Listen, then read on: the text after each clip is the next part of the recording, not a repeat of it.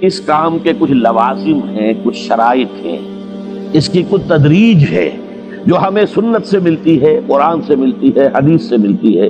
تو میں اس کام کے ضمن میں اس کی وہ تدریجی مراحل اور اس کے لوازم اور اس کی شرائط بیان کرنا چاہتا ہوں۔ سب سے پہلی شرط اول، وہ فارسی کا شعر مجھے یاد آیا کہ در رہے منزل لیلا کے خطر ہاش بسے، شرط اول قدمی نس کے مجنون باشی۔ پہلی شرط یہ کہ مجنون بنو۔ تو یہاں کا پہلی شرط کیا ہے؟ پہلے صاحب ایمان بنو، ایمان تمہارے دلوں میں ہو۔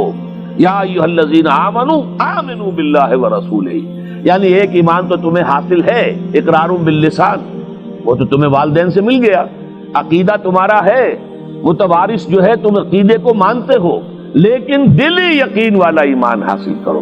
اصل میں اس کے بعد گاڑی چلتی ہے، اس کے بعد جو ہے نتائج نکلتے چلے جائیں گے، لیکن اگر وہاں ایمان کی کمزوری ہے تب اوپر سے کوششیں کریں گے، نتیجہ نہیں نکلے گا، آگے ہم بڑھ نہیں سکیں گے، ہمارے جو جد و جہد ہے وہ کامیابی سے ہمکنار نہیں ہوگی۔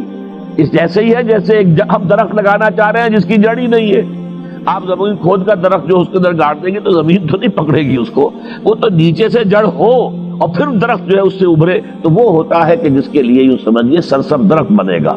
اس حوالے سے سب سے پہلا قدم کیا ہے؟ ہم اپنے گریبانوں میں جھانکیں، اپنے دلوں کو ٹٹولیں، وہ یقین والا ایمان ہے یا نہیں؟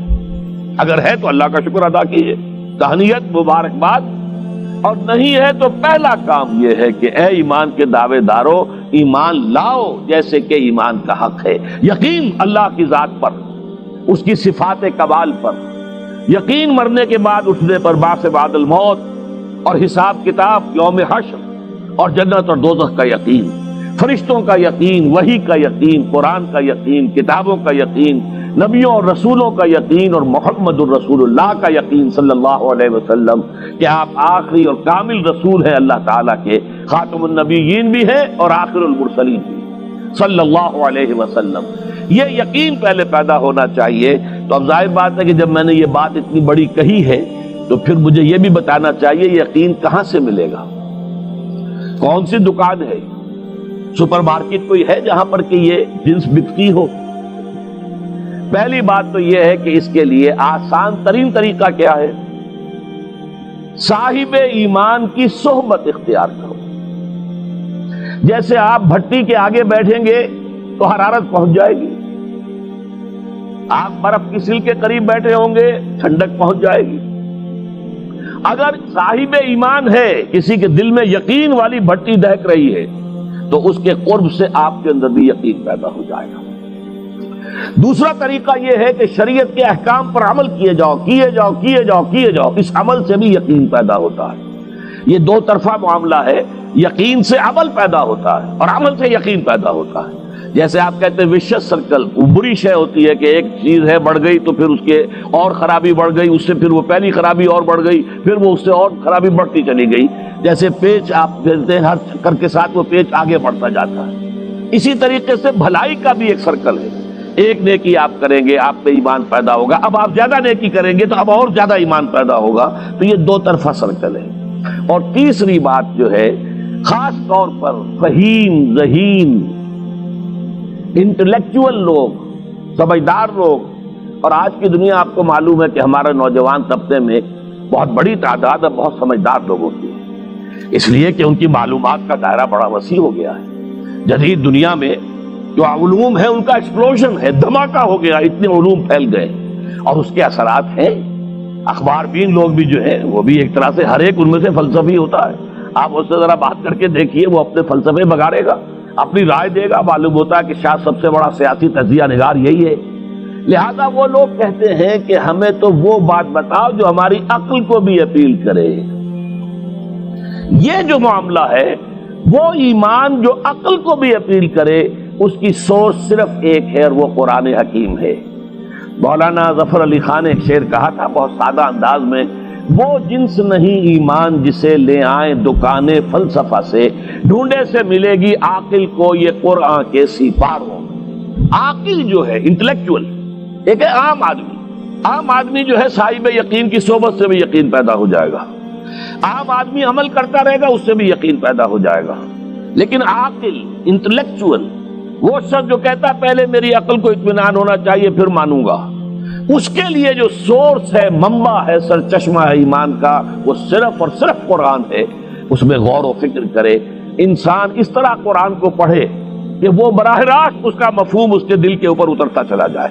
جیسے علامہ اقبال نے کہا ہے کہ تیرے ضمیر پہ جب تک نہ ہو نزول کتاب، گرہ کشا ہے نہ رازی نہ صاحب کشاف۔ قرآن تو تمہارے اپنے قلب پر نازل ہونا چاہیے۔ اور یہ اصل میں ان کے والد نے کہا تھا ان سے، بالکل بچپن میں۔ علامہ اقبال چھوٹے سے بچے تھے، ان کے والد تھے ذرا صوفی منش آدمی تھے، وہ شیخ نور محمد۔ وہ آئے فجر کی نماز مسجد سے پڑھ کر آئے تو دیکھا کہ اقبال جو ہے بچہ وہ قرآن پڑھ رہا بیٹھا ہوا۔ اس نے کہا والد نے کہ بیٹے تم یہ قرآن کیسے پڑھتے ہو؟ اب وہ حیران ہوا بچہ، کیا بجان بس میں پڑھتا ہوں قرآن جیسے پڑھتے ہیں، آپ کا مطلب کیا ہے؟ کہا بیٹے قرآن ایسے پڑھا کرو کہ جیسے یہ تم پر نازل ہو رہا ہے، یوں سمجھو کہ تم پر نازل ہو رہا ہے، تم مخاطب ہو۔ اب اس چیز کو انہوں نے اپنے اس شعر میں ادا کیا، تیرے ضمیر پہ جب تک نہ ہو نزول کتاب، گرہ کشا ہے نہ راسی نہ صاحب کشاف۔ جیسے یہ قرآن قلب محمد پر نازل ہوا تھا، فَإِنَّهُ نَزَّلَهُ عَلَىٰ قَلْبِكَ، جبرائیل نے یہ اے نبی اے محمد آپ کے دل پر اتارا ہے۔ تو جب تک ہمارے بھی دل پر نہیں اترے گا تو قرآن مجید جو ہے وہ ہمیں انسپائر نہیں کر سکے گا۔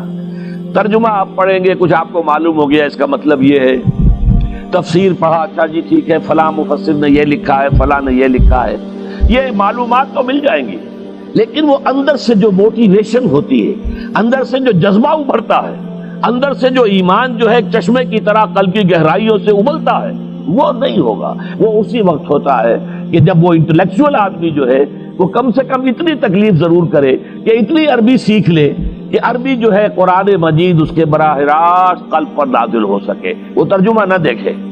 اب ایک آیت پڑھی پھر ترجمہ دیکھا، پھر دیکھا اس میں نمبر 11 لکھا ہوا ہے، حاشیہ میں جا کر دیکھا نمبر 11 یہاں ہے، وہ دیکھا، تسلسل تو ٹوٹ گیا۔ اب وہ بات نہیں رہی۔ اور ترجمہ جو ہے وہ سبھی جانتے ہیں، دنیا میں ہر بچہ بھی سمجھ لے گا کہ غالب کا کوئی شعر ہو اور وہ آدمی پڑھ کے جھوم جاتا ہے کہ کیا بات کہی، اسی کا انگریزی میں ترجمہ کر دیجیے، اب اس میں کچھ بھی نہیں۔ آپ نے مفہوم تو بیان کر دیا انگریزی میں، لیکن جو تاثیر ہے اس غالب کے شعر کی وہ انگریزی میں منتقل نہیں ہو سکتی۔ تو قرآن مجید کا کچھ نہ کچھ مفہوم تو ترجمے سے معلوم ہو جائے گا، قرآن کی تاثیر ترجمے سے نہیں حاصل ہو سکتی، تفسیر سے نہیں حاصل ہو سکتی۔